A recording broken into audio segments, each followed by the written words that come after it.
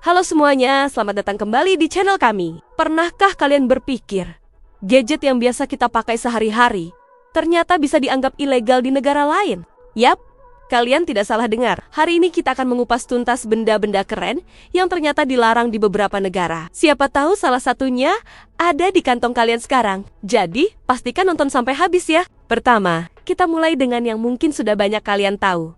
Flipper Zero, alat kecil serbaguna ini dijuluki pisau Swiss Army untuk para peretas. Flipper Zero bisa membaca, menyalin, dan meniru berbagai sinyal nirkabel, mulai dari kartu akses hotel, remote TV, hingga gerbang garasi. Karena kemampuannya yang luar biasa ini, Kanada memutuskan untuk melarang impor, penjualan, dan penggunaannya. Alasannya jelas, untuk mencegah maraknya pencurian mobil canggih yang menggunakan sistem keyless. Brasil juga mengikuti langkah serupa. Jadi, kalau kalian punya benda ini, hati-hati saat membawanya bepergian ke luar negeri ya. Selanjutnya, ada AirTag dari Apple. Loh, kok bisa? Bukannya ini cuma pelacak barang biasa? Betul.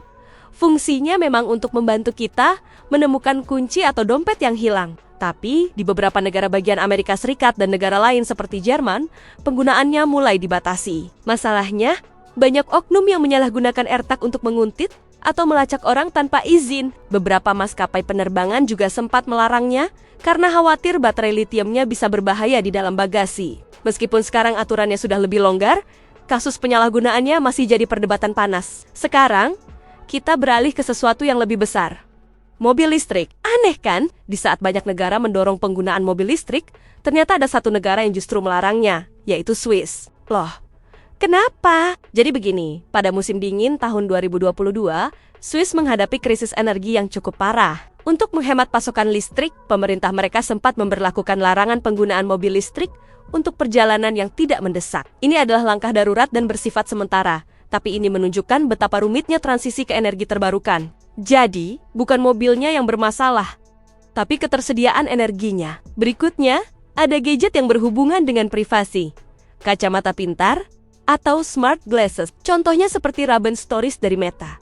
Kacamata ini punya kamera tersembunyi yang bisa merekam video dan mengambil foto. Keren sih, tapi juga menyeramkan karena kemampuannya merekam secara diam-diam beberapa tempat umum seperti kafe, restoran, dan bahkan kantor di berbagai negara melarang penggunaannya. Italia bahkan sempat memblokir sementara penjualannya karena khawatir melanggar aturan privasi GDPR. Mereka ingin memastikan ada indikator yang jelas, seperti lampu yang menyala saat kacamata sedang merekam. Terakhir, mari kita bahas laser pointer. Bukan yang biasa dipakai untuk presentasi ya, tapi yang punya kekuatan tinggi. Laser pointer dengan daya di atas 5 miliwatt dianggap sangat berbahaya dan dilarang di banyak negara, termasuk Inggris, Australia, dan sebagian besar wilayah Amerika Serikat. Sinarnya yang kuat bisa menyebabkan kebutaan permanen jika mengenai mata, bahkan dari jarak jauh. Lebih parahnya lagi, seringkali disalahgunakan untuk mengganggu pilot pesawat, yang bisa berakibat fatal. Makanya, regulasinya sangat ketat dan hanya boleh digunakan oleh kalangan profesional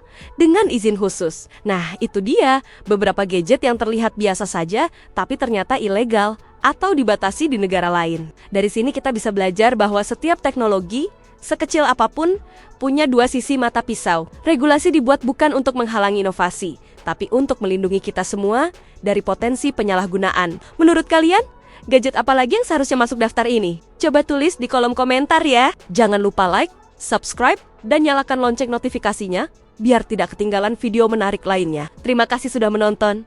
Sampai jumpa.